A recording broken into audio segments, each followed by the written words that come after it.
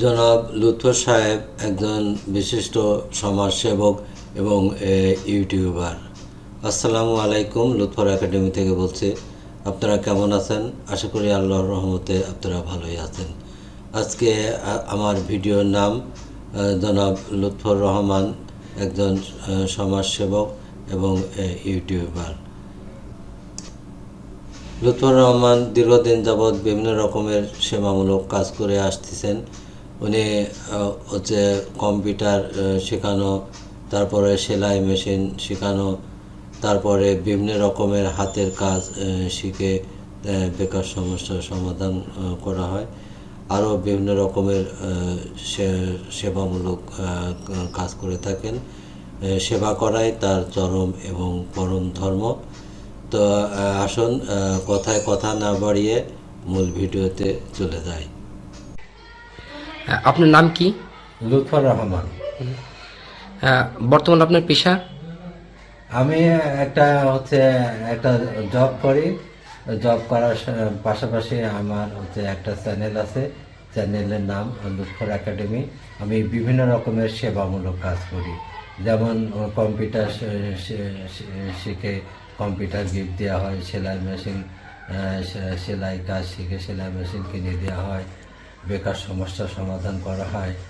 আরও বিভিন্ন রকমের আমি সেবামূলক কাজ করে থাকি।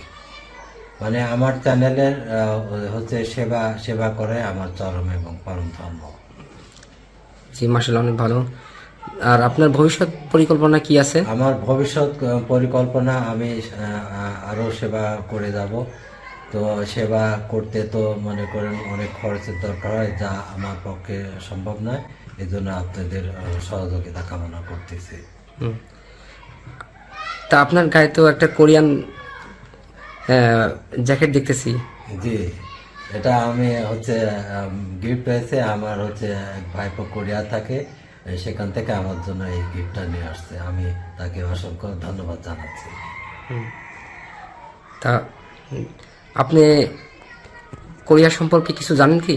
হ্যাঁ, আমি কোরিয়া সম্পর্কে অবশ্যই জানি। কোরিয়া স্বপ্নের দেশ, কোরিয়া খুব ভালো দেশ। আমি চাই আমার ভক্ত শ্রোতা সবাই যেন কোরিয়ায় যায়।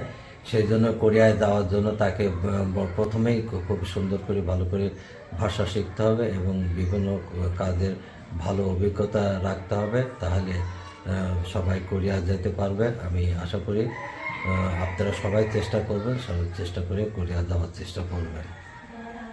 তা আপনার পরিবারে বা আত্মীয় স্বজনে কেউ কোরিয়াতে আছে নাকি? জি, অবশ্যই। আমার দুই ভাইপো কোরিয়ায় আছে। আমি খুবই আল্লাহর কাছে শুকরিয়া আদায় করতেছি। দুই ভাইপো কোরিয়া গেছে। আমি আশা করি আপনারাও সকলে কোরিয়া যাবেন। এতক্ষণ আপনারা লুৎফর রহমানের ভিডিওটি দেখলেন। আশা করি আপনাদের সকলেরই ভালো লেগেছে। আপনারা ভালো থাকুন, সুস্থ থাকুন, এই বলে আজকের মতো বিদায় নিচ্ছি। আল্লাহ হাফেজ।